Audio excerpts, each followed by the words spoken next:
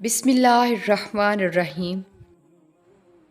تم شکوہ کرتے ہو نا کہ تمہیں تمہاری چاہت نہیں دی گئی۔ وہ تو 70 ماؤں سے بھی زیادہ پیار کرتا ہے، تو پھر وہ کیسے تمہیں غلط دے سکتا ہے؟ اس کی چاہت ہے کہ تم اس کی چاہت پر راضی ہو جاؤ، تاکہ وہ تمہیں پھر تمہاری اس چاہت سے بھی زیادہ نواز دے۔ اللہ سبحانہ تعالیٰ پہ یقین کرنے والوں کے لیے کچھ بھی ناممکن نہیں ہوتا، کیونکہ وہ جانتے ہیں ان اللہ علی کل شیء قدیر، بے شک اللہ ہر چیز پہ قدرت رکھتا ہے۔ ذکر الہی، جب تمہیں ذکر الہی سننا اچھا لگنے لگے تو جان لو کہ تمہیں اللہ سے اور اللہ سبحانہ تعالیٰ کو تم سے محبت ہو گئی ہے۔ گھبراؤ نہیں، یہ مشکل وقت عن قریب گزر جائے گا۔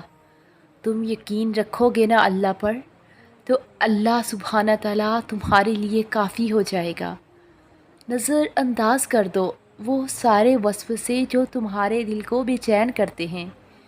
تم مانگو مدد اللہ جل جلال سے، پھر دیکھو کیسے تمہاری سب مشکلات کا حل نکل آئے گا۔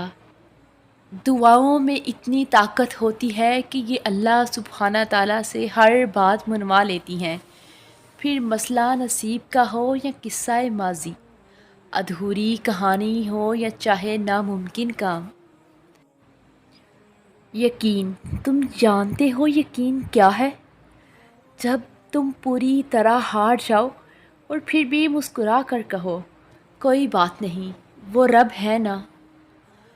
جب تمہیں خوشیاں ملنے لگیں تو 3 چیزیں کبھی مت بھولنا: اللہ کو، اللہ کی مخلوق کو اور اپنی اوقات کو۔ پھر اللہ تمہیں ایسے خوش کر دے گا گویا تم کبھی غمگین تھے ہی نہیں۔ بس تم کامل یقین سے مانگو اور پھر دیکھنا تمہاری دعائیں خود ہی قبول ہوتی نظر آئیں گی، خود ہی معجزہ رونما ہوتے ہوئے نظر آئیں گے۔ تمہیں پتہ ہے جب بات ناممکنات پر آ کر رک جاتی ہے نا، تب میرا اللہ کہتا ہے ان اللہ علی کل شیء قدیر۔ نصیب ہار جاتا ہے مگر دعائیں ہمیشہ جیت جاتی ہیں۔